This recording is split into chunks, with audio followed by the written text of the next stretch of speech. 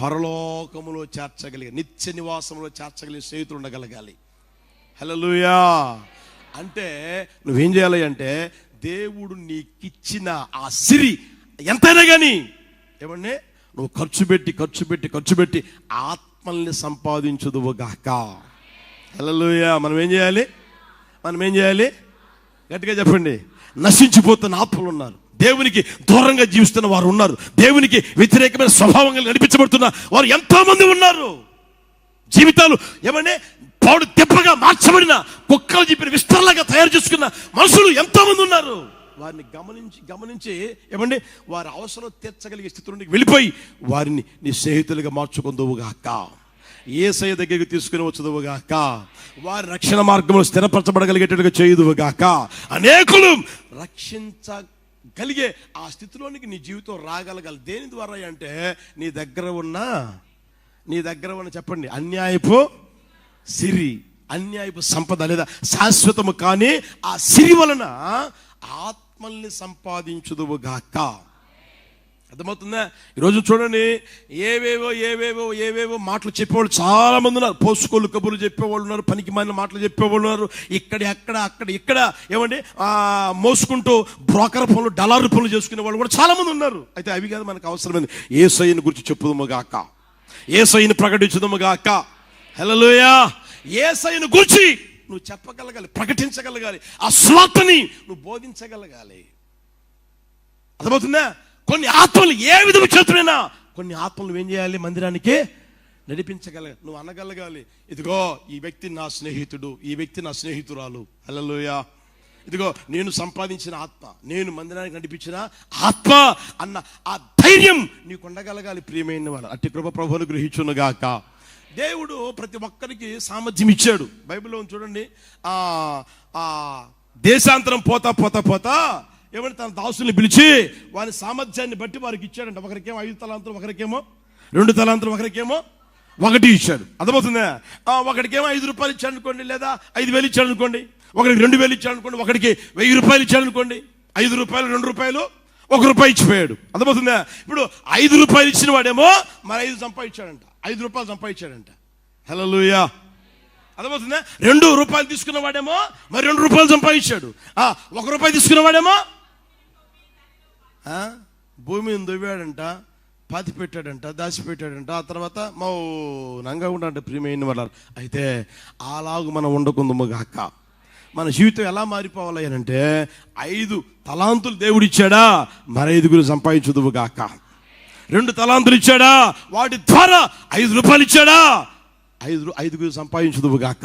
2 రూపాయలు ఇచ్చాడా, 2 సంపాదించుదువుగాక. రూపాయి ఇచ్చాడా, ఆ రూపాయితో నువ్వేం చేయాలి చెప్పండి? పాతి పెట్టకూడదు.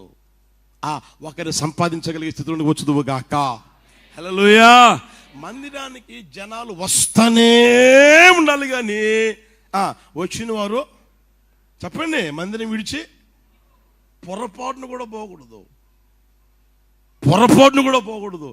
ఇన్కమింగే కానీ అవుట్ గోయింగ్ పొరపాటును కూడా ఉండకూడదు. ప్రియమైన వారలారా, హల్లెలూయా. దేవుని మహాదయ, మహాకృప అడుగు పెట్టి ప్రతి ఒక్కరిని దేవుడు స్థిరపరుస్తూనే ఉన్నాడు. యేసయ్యకి మహిమ కలుగును గాక. నా దేవుడు ఆశీర్వదిస్తూనే ఉన్నాడు. ఇంకను ఆశీర్వదించును గాక, ఇంకను గొప్ప చేయును గాక. మిమ్మల్ని ఏమంటే దేవుడు తీసుకుని వచ్చాడు కనుక మీరేం చేయాలి చెప్పండి? మీరేం చేయాలి? నీకు ఒక తీర్మానం కావాలి. ఇప్పుడు నేను స్నేహితులను సంపాదించాలి. కుమారుడు ఏం చేశాడంటే తండ్రి దగ్గర ఉండి, నోరు తెరవండి. కుమారుడు ఏం చేశాడు? తండ్రి దగ్గర ఉండి స్నేహితులను సంపాదిస్తానే ఉన్నాడు. ప్రియమైన వాళ్ళు, ఆ స్థితిలోకి మన జీవితం రాగలగాలి. ఈ రోజున గుండె మీద ధైర్యంగా ఏమని చేపెట్టుకుని చెప్పగలవా, ఇదిగో ఈ సంవత్సరం 4 దేవుడు తీసుకొచ్చేటట్టు చేశాడు, గతంలో ఒక 10 మందిని మందిరానికి నేను తీసుకొచ్చేటట్టు చేశాడు అనగలవా? నీ ద్వారా ఎంతమంది మందిరానికి రాగలిగారు? నీ ద్వారా యేసు ప్రభుని ఎంతమంది విశ్వసించగలిగారు? ఎంతమందిని రక్షణ మార్గం తీసుకురాగలిగావు? నీకు ఇచ్చిన ఆ సిరి ఉందే, నీకు ఇచ్చిన ఆ సంపద ఉందే, నీకు ఇచ్చిన టాలెంట్స్ ఉన్నాయే, నీకు ఇచ్చినవి ఉన్నాయా, అవి ఏవో నీకేవి ఇచ్చాడో గుర్తెరిగి వాటి ద్వారా ఆత్మల్ని సంపాదించుదువుగాక. సంపాదించే పనిలోనే ఉండాలి. యేసు ప్రభు చూడండి, ఆ చిన్న వయసులో లూకాసు వర్తమానం తీయండి, 2వ అధ్యాయం తీసారా?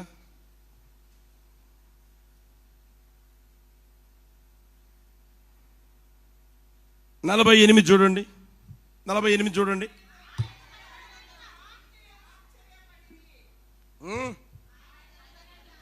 ఆయన తల్లిదండ్రులు ఆయన చూసి మిక్కిలి ఆశ్చర్యపడిరి. ఆయన తల్లి, కుమారుడా, మమ్మల్ని ఎందుకు ఇలాగూ చేసిదివి? ఇదిగో నీ తండ్రియు నేనును దుఃఖపడుచు నిన్ను వెదకుచుంటిమని ఆయనతో చెప్పగా, ఆయన మీరేలా నన్ను వెతుకుచుంటిరి? నేను, చెప్పండి గట్టిగా, నేను నా తండ్రి పనుల మీద ఉండవలని మీరు. హలో మమ్మీ డాడీ, నేను నా తండ్రి పనుల మీద ఉండవాలని మీరు ఎరగరా? నా పని ఏంటి? నేను ఎందుకు వచ్చాను ఇక్కడికి? ఎందుకు పంపబడ్డాను? ఎందుకు నా తండ్రి పంపాడు? ఎందుకు ఇక్కడికి వచ్చాను? నా పని ఏంటి? నా బిజినెస్ ఏంటి? నా వ్యాపారం ఏంటి? తండ్రి పనులు ఏంటి? ఆత్మల్ని నేను సంపాదించాలి, ఆత్మల్ని నేను సత్యాన్ని బోధించాలి, సత్యాన్ని ప్రకటించాలి, ఆత్మల్ని నేను సంపాదించాలి. హల్లెలూయా. అక్కడ చూడండి ప్రియమైన వాళ్ళరా, అందరినీ పంపించేసాడు. ఆకలి అవుతుంది అంటే పోయి తినరా పోనరా అని యేసుప్రభు ఒంటరిగా అక్కడే కూర్చుంటే అక్కడికి ఆయన వచ్చింది. జీవితాన్ని పాడు చేసుకుని ఆ తల్లి వస్తే ఏమన్నా ఆ తల్లితో మాట్లాడి చివరికి ఆ గ్రామం ఆయన దగ్గరికి వచ్చేట్లుగా చేసింది. యేసయ్యకి మహిమ కలుగును గాక. హల్లెలూయా, హల్లెలూయా. యేసు ప్రభు ఏమన్నా ఆ మనిషిని సంపాదిస్తే ఆ మనిషి గ్రామాన్ని సంపాదించింది. అట్టి కృప నా దేవుడు ఒక్కొక్కరి మీద కుమ్మరించును గాక. నీ ద్వారా నీ కుటుంబం మందిరానికి రావాలి, నీ ద్వారా నీ ప్రాంతం మందిరానికి రావాలి, నీ ద్వారా నీ గ్రామం మందిరం ఉండును గాక. నా ప్రభట్టి కార్యం చేయును గాక. హల్లెలూయా. చూడండి ఒక మాట చూపిస్తాను. కొరింథీయులకు రాసిన మొదటి పత్రిక 9వ అధ్యాయం. కొరింథీయులకు రాసిన మొదటి పత్రిక 9వ అధ్యాయం త్వరగా 16వ వచనం చూడండి. నేను సువార్తను ప్రకటించుచున్నను, నాకు అతిశయ కారణము లేదు. సువార్తను ప్రకటింపవలసిన భారము, అందరూ అన్న మాట, సువార్తను ప్రకటింపవలసిన భారము అంటే నీ మీద నా మీద మోపబడి ఉంది, మన అందరి మీద మోపబడి ఉంది. ఒక రోజున ఎవరో మనకు సువార్త చెప్తే ఈ రోజున ఇక్కడ ఉన్నాం. నీవు కూడా ఏం చేయాలంటే సువార్తను ప్రకటింపవలసిన భారం నా మీద ఉందని ఎరిగి సువార్తను ప్రకటించదువు గాక. హల్లెలూయా. సువార్తను ప్రకటింపకపోతే శ్రమ, ప్రకటిస్తే జీతం దొరుకుతుంది. అంత మాత్రమే కాకుండా ప్రియమైన వారు 19వ వచనం చూడండి. 19వ వచనం, నేను అందరి విషయము స్వతంత్రుడనై ఉండను, ఎక్కువ మందిని సంపాదించుకొనుటకై అందరికీ నన్ను నేనే దాసునిగా చేసుకుంటుని. యూదులు సంపాదించుకుంటూ యూదులకు యూదుల వలె ఉంటిని, ధర్మశాస్త్రములకు లోబడిన వారిని సంపాదించుకుంటూ నేను ధర్మశాస్త్రం లోబడిన వారిని కాకపోయినను లోబడిన వాడను అయినను ధర్మశాస్త్రం లేని వారిని సంపాదించుకుంటూ. ఆ తర్వాత ఉంటుంది బలహీనులు సంపాదించుకుంటూ. ఆయన చూడండి ప్రియమైన వాళ్ళరా, ఏ విధము చేతనైనా కొందరిని నేనేం చేయాలి, కొందరిని ఏం చేయాలి, నరకములోనికి వెళ్లకుండా, అగ్నికి ఆహుతి కాకుండా కొన్ని ఆత్మల్ని నేను సంపాదించాలి. హల్లెలూయా. ఆ తపనతో దైవజన పౌలు గారు నడిపించబడిన అనుభవం దేవుని వాక్యమును మనం గమనించగలుగుతా ఉన్నాం ప్రియమైన వాళ్ళ. నిశ్చయము గట్టి కృప ప్రభు అనుగ్రహించును గాక. ఆ స్థితిలోనికి తీసుకుని వచ్చును గాక. అడుగు పెట్టిన ప్రతి ఒక్కరికి ఉండవలసిన ఆశ, ఉండవలసిన కోరిక ఏంటి తెలిసిన? ఏ విధము చేతనైనా కొందరు ఏం చేయాలి, నువ్వు ఆ తీర్మానంలోకి రండి. ఏ విధము చేతనైనా నా భార్యని మందిరానికి నడిపించాలి, ఏ విధము చేతనైనా నా భర్తని, నా పిల్లల్ని, ఇదిగో నా ప్రాంతంలో ప్రతి ఒక్కరిని నడిపించాలి. ఆ తపన నీకు ఉంటే, ఆ ఆశ నీకు ఉంటే తప్పకుండా నా దేవుడు చేయును గాక, తప్పకుండా ప్రభు కృప చూపును గాక. హల్లెలూయా. ఆశ కలిగి ప్రాణాన్ని దేవుడు ఏం చేస్తాడు? చెప్పండి గట్టిగా. ఆశ ప్రాణం ఏం చేస్తాడు? నీ ఇంట్లో చూడండి, ఫ్రిడ్జ్ లేదు లేదా ఏసీ లేదు అనుకుంటే వదిలేస్తున్నావా? అది వచ్చేదాకా ఏం చేస్తావు? ఆయన్ని పీడిస్తున్నావా లేదా? మన డిసెంబర్ 25 తేదీ పోయింది, ఆ రోజున పట్టు చీర కొనిచ్చేదాకా వదిలిపెట్టావా? నా దేవుడు మీ నోటి నిండా నవ్వుచును గాక. చక్కగా నవ్వుతున్నావు చూడు. అసలు అవునా? పీడిచావా లేదా? అమ్మాయి లేవు అని ఎంత చెప్పినా నాకు తెచ్చిస్తావా లేదా, నాకు ఇస్తావా లేదా? ఈయనయ్యి చావునైనా చావు. ఉన్నారు, అట్టటోళ్ళు కూడా ఉన్నారు ఇక్కడ. అన్నవా లేదా? ఆయన ఏం చేశాడు? తర్వాత తెచ్చిచ్చాడా లేదా? అప్పు చేశాడో సొప్పు చేశాడో నాకైతే తెలీదు. తెచ్చిచ్చాడా లేదా? ఆ విధంగా నీ జీవితంలో దేవుని దగ్గర ఉండాలి. ఆయన పాదాలు పట్టుకోవాలి. అర్థమవుతుందా? ఆయన పాదాల మీద పడాలి. ఆయన పాదాల మీద నువ్వు పడు. నా దేవుడు నిశ్చయముగా నీ భర్త నీతో మందిరానికి తీసుకుని వచ్చును గాక, నీ పిల్లల్ని మందిరానికి తీసుకుని వచ్చును గాక, నీ కుటుంబం, నీ గ్రామం, నీ ప్రాంతం యేసు నామములో ఆయన సన్నిధిలో ఉండును గాక, చేయును గాక. హల్లెలూయా, హల్లెలూయా. అందుకే ప్రియమైన వాళ్ళరా, అర్థమవుతుందా? ఈ సమయంలో, ఈ వేసవిలో ప్రతి గ్రామంలో కూటాలు కానీ సభలు కానీ పెట్టడానికి మీ వంతు మీరు సహకరించండి. మీ వంతు మీరు. హల్లెలూయా. విశ్వాసులు సహకరించకపోతే సేవకులు ఏమైనా చేయగలరా? చెప్పరావండి, ఏమైనా చేయగలరా? ఏమీ చేయలేరు. మీ వంతు మీరు. మా ప్రాంతంలో అర్థమవుతుందా? అది చిన్న కూటమా లేదా పెద్ద కూటమా అవన్నీ అనవసరం. చిన్న కూటమా పెద్ద కూటమా, మీ వంతు మీరు ఏం చేయాలంటే దేవుని సువార్త ప్రకటించబడగలిగేటట్లుగా మీరు సిద్ధపడుదురు గాక. హల్లెలూయా. దేని వల్ల అంటే అన్యాయపు, ఇప్పుడు చెప్పండి, అన్యాయపు ఏసిరే. ఒక మాట ఏంటి? శాశ్వతము. ఎంత సంపాదించినా ఒక రోజున పోతుంది. నువ్వు ఎంతైనా సంపాదించు, నువ్వేమో తీసుకుపోతావా? అయితే నువ్వు సంపాదించే ఆత్మలు ఎక్కడ ఉంటారో తెలిసిన చూడండి అన్నమాట. తెస్సలోనికి 2వ పత్రిక 2వ అధ్యాయం 19వ వచనం. తెస్సలోనికి 2వ పత్రిక 2వ అధ్యాయం 19వ వచనం. ఏలయనగా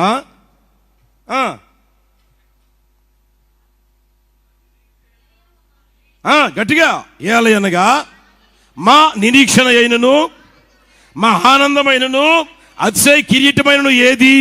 మన ప్రభువు అయిన యేసు యొక్క రాకడ సమయమున ఆయన ఎదుట మీరే కదా నిశ్చయముగా. ఆ మాట అనండి గట్టిగా, నిశ్చయముగా మీరే మా మహిమ ఆనందమునై. హల్లెలూయా. యేసన్న గారు చెప్పేవాళ్ళు కదా, ఈ లోకంలో ఎంత మందినైతే నా ద్వారా ప్రభు రక్షించాడో వాళ్ళందరూ దేవుడు నాకు అనుగ్రహించే ఆ కిరీటములు ముత్యాల్లాగా ఉంటారు.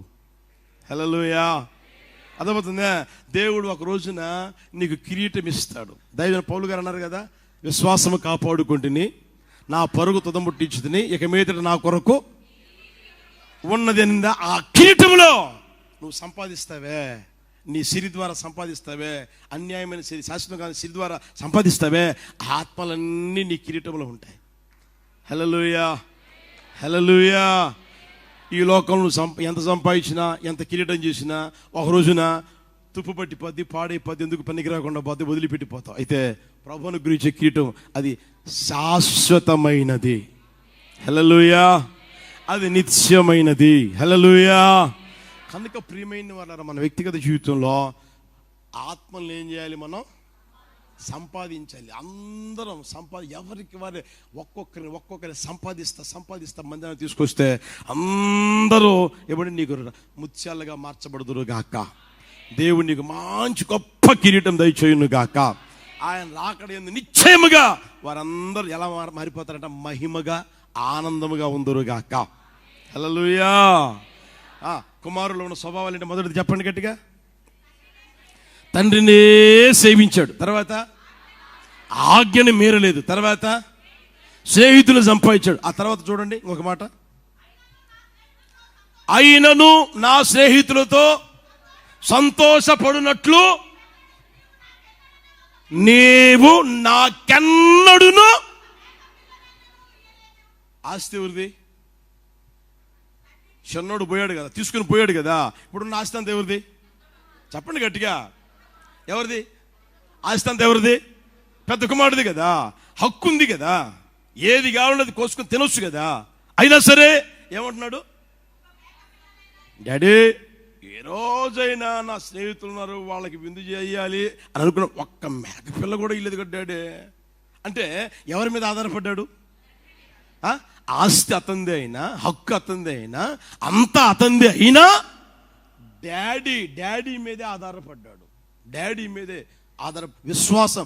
డాడీ ఇస్తే తీసుకుంటా, డాడీ ఇస్తే తీసుకుంటా, డాడీ ఇస్తే తీసుకుంటా. హల్లెలూయా. ఎంత మంచి గొప్ప ఆశ్చర్యమైన స్వభావాలు ఆ కుమారులు ఉన్నాయి చూడండి ప్రియమైన వాళ్ళరా. ఇంట్లో భార్యగా ఉన్నావు, ఇంట్లో భర్తగా ఉన్నావు, అంతా నీదే, పెత్తనమంతా నీదే కాదనట్లే. భర్తకు తెలియకుండా నేను చెప్పకూడదు. హల్లెలూయా. భర్తకు తెలియకుండా ఎన్ని సీట్లు వ్యాపారాలు చేస్తున్నావా? భర్తకు తెలియకుండా ఎక్కడెక్కడ తిరిగి అప్పులు తెస్తున్నావా? భర్తకు తెలియకుండా ఏ వ్యవహారాలు చేస్తున్నావో నీకే తెలియాలి, మీకే తెలియాలి. భార్యకి తెలియకుండా ఎన్ని చేస్తున్నా మీకే తెలియాలి. కొంతమంది అంటూ ఉంటారు, నాకు మహాచిరాక మాట. అర్థమవుతుంది. దేవుడు మిమ్మల్ని ఏం చేశాడు? ఇద్దరుగా ఉండకుండా, ఒంటరిగా ఉండకుండా ఏం చేశాడు? ఏకం చేశాడు కదా. ఏకం చేసినప్పుడు నీకు చెప్పాల్సిన అవసరం ఉందా అంటే ఎట్లా? ఎవరు ఇంట్లో సరుకులు తెచ్చేస్తున్నావు, నీకు చెప్పాల్సిన అవసరం ఉందా అని అంటే నువ్వు ఎవరివి? ఆమెను ఏం చేస్తున్నట్టు లేదా నిన్నేం చేస్తున్నట్టు అర్థం చేసుకోండి ఒకసారి. ఎప్పుడు ఆ మాటలు మాట్లాడమాకండి. ఎప్పుడు కుమారుడు చూడండి ఏం మాట్లాడుతున్నాడు.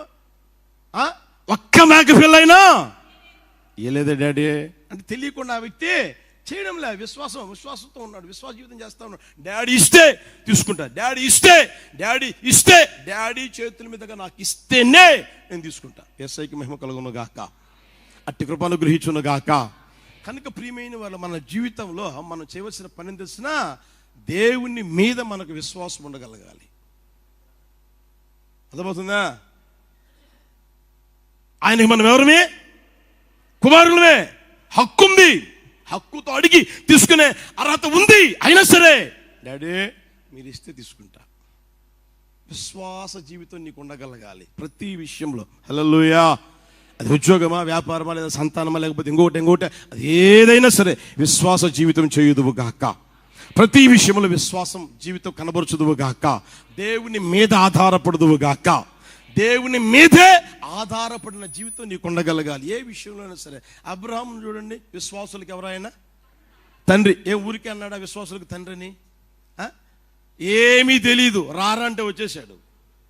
విశ్వాసం బైబిల్లో విశ్వాసమును బట్టి ఆ పిలుపుకు లోబడి రారంటే వచ్చేసాడు. ఎక్కడికి తీసుకుపోతున్నావు, ఎక్కడికి పంపుతున్నావు ఏం అడగలా. రోజులు గడిచిపోయాయి. కుమారుని ఇస్తా, అలాగే ఇస్తా 24 సంవత్సరాలు అయిపోయింది.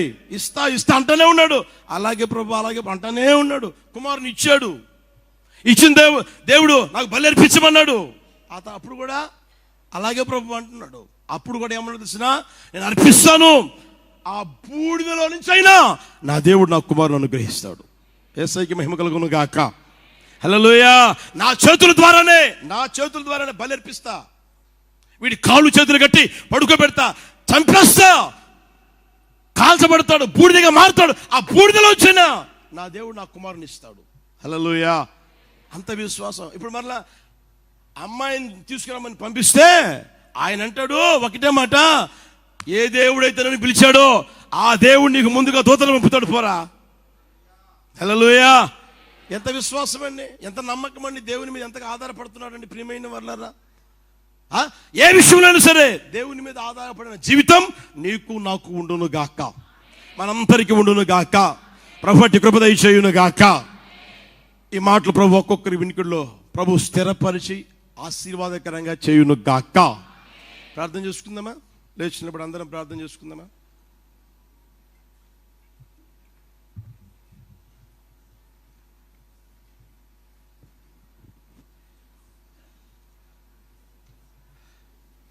అందరం లేచి నిలబడి ఒక క్షణం ఆకాశపు చేతులెత్తి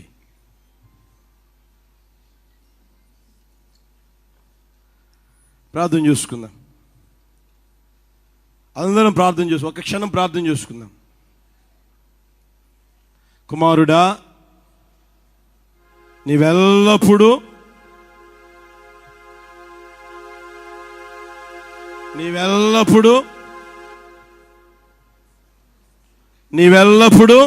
నాతో కూడా ఉన్నావు.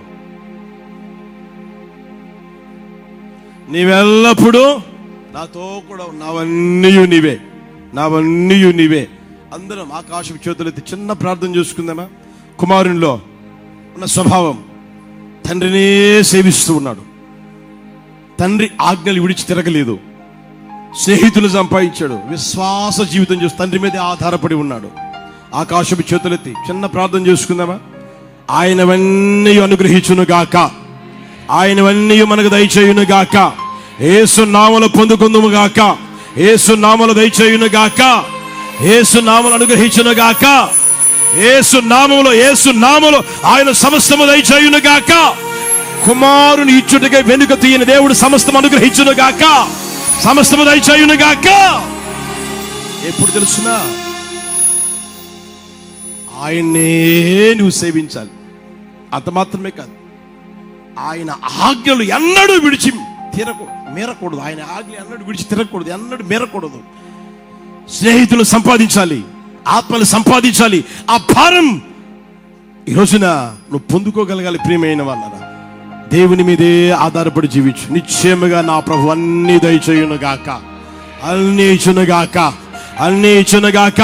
అన్ని దయచేయును గాక. ఆయన చేతులతో నీ చేతుల్లో పెట్టును గాక, ఆయన చేతుల మీదుగా ప్రభు అనుగ్రహించును గాక. ఒక్కొక్కటి యేసు నామములో తండ్రి అన్ని దయచేయును గాక. ఆయన మహిమ, ఆయన ఘనత, ఆయన ఔన్నత్యం, ఆయన కృప, ఆయన సత్యం సమస్తం దయచేయును గాక. ప్రైజ్.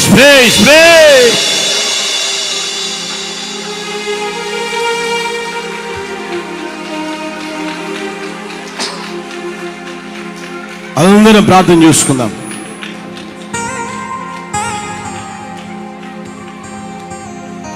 కృపాసత్య సంపూర్ణుడా, జీవాధిపతివైన నా తండ్రి, మీ పరిశుద్ధ నామానికి స్తోత్రం నాయన.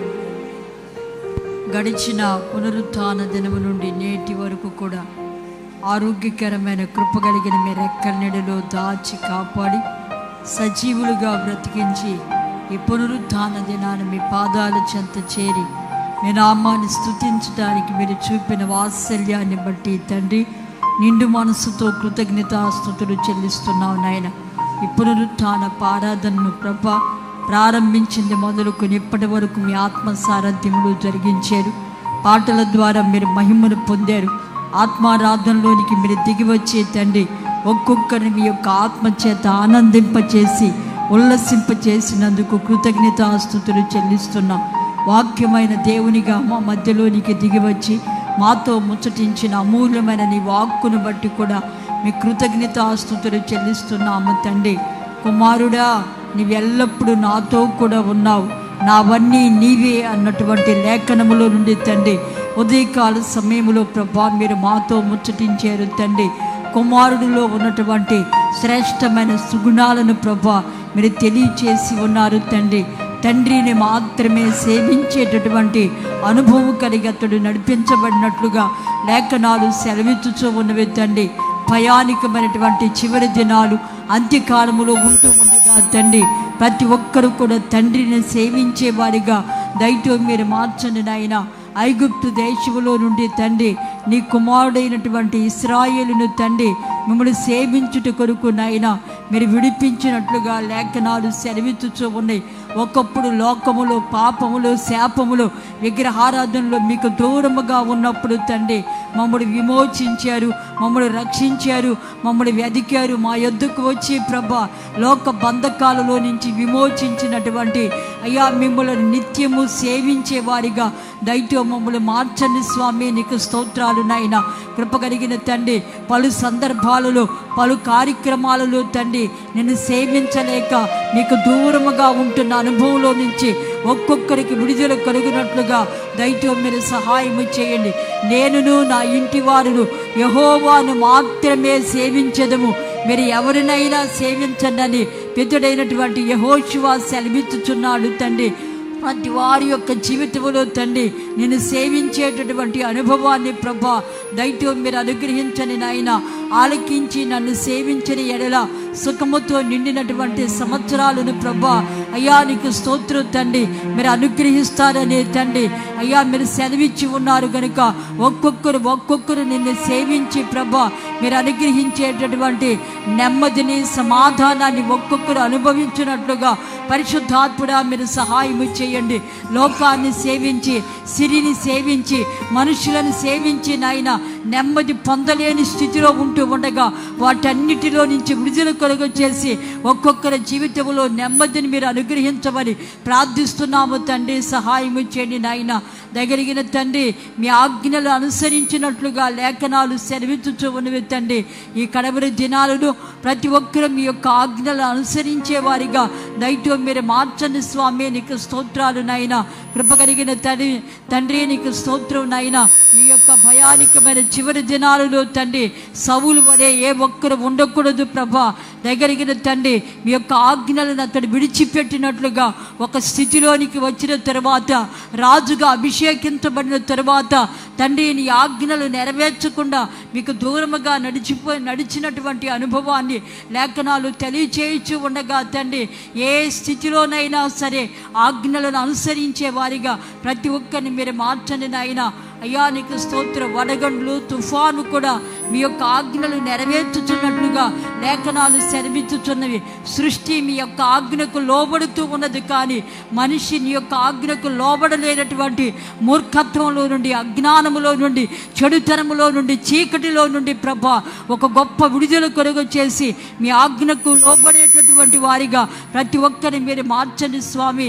స్నేహితులను సంపాదించినట్లుగా లేఖనాలు సెలవిచ్చుచూ ఉండగా తండ్రి మీరు ఇచ్చినటువంటి సంపదను బట్టి, మీరు ఇచ్చినటువంటి సమస్తాన్ని బట్టి నాయన స్వార్థ భారము కలిగి అనేకులు మీ కొరకు సంపాదించేవారిగా ప్రతి ఒక్కరిని మీరు మార్చండి స్వామి. విశ్వాసము కలిగి ప్రతి ఒక్కరు నడిచేటట్లుగా కూడా పరిశుద్ధాత్ముడా దయతో మీరు సహాయము చేయమని ప్రార్థిస్తున్నా. కడవరి దినాల్లో ఉంటూ ఉండగా తండ్రి ఏ ఒక్కరు కూడా విశ్వాసాన్ని కోల్పోకుండా పెద్దడైనటువంటి అబ్రహాము వలె తండ్రి విశ్వాసం కలిగి నడిచేటటువంటి అనుభవాన్ని ప్రతి ఒక్కరికి కూడా దయతో మీరు అనుగ్రహించండి. కృప కలిగిన దేవా, ఈ పునరుత్థాన దినాన ప్రభా ఈ నీ మాటలు విని తీర్మానము చేసిన ప్రతి ఒక్కరు కూడా తండ్రి ఈ చక్కని అనుభవాల్లో నడిపించబడి శ్రేష్టమైన మీ ఆశీర్వాదాలకు వారసులుగా మారటానికి సహాయము చేయండి నాయన. కుడి వచ్చిన నీ ప్రజలను ఆశీర్వదించండి, ఆత్మాభివృద్ధిని కలుగ చేయండి, శరీరాల్లో ఆరోగ్యాన్ని ఇవ్వండి, కుటుంబాల్లో సంతోషాన్ని సమాధానాన్ని ఇచ్చి కృపాక్షేమాలతో నింపి నడిపించండి. ప్రత్యక్ష ప్రసారాల్లో పాలు పంపులు పొందిన ప్రతి ఒక్కరు కూడా ఈ చక్కని అనుభవాల్లో నడిచి నాయన ఉన్నతమైన ఆశీర్వాదానికి వారసులుగా మారటానికి మీరు సహాయము చేయండి తండ్రి. ఆరాధన అంతటిని కూడా ఆశీర్వాదకరంగా జరిగించినందుకు కృతజ్ఞతాస్తుతులు చెల్లిస్తున్నాం. మీ పక్షంగా దైవ సేవకులను కూడా అభిషేకించి వాడుకున్నందుకు స్తుతి చెల్లిస్తున్నాం. ఇంకను బలపరచని నాయన అధికమైన బలముతో, ఆరోగ్యముతో, సత్తువతో, నూతనమైన ప్రకటనలతో, కొలతలేని ఆత్మశక్తి చేత మీరు అభిషేకించి నాయన శక్తివంతంగా మీ పరిచర్యలో వాడుకొని మహిమను పొందుకొనమని యేసు నామములో అడుగుచున్నాము తండ్రి, ఆమేన్. మన ప్రభువైన యేసుక్రీస్తు కృప, తండ్రి అయిన దేవుని ప్రేమ, పరిశుద్ధాత్మని అన్యోన్య సహవాసము సన్నిధి ఇప్పుడు ఎల్లప్పుడు సదాకాలం మనకును సకల పశువులకును తోడై నడిపించును గాక. ఆమేన్. హల్లెలూయా, హల్లెలూయా, హల్లెలూయా. ప్రభు నిండారులుగా దీవించును గాక. బైబిల్ తీసు.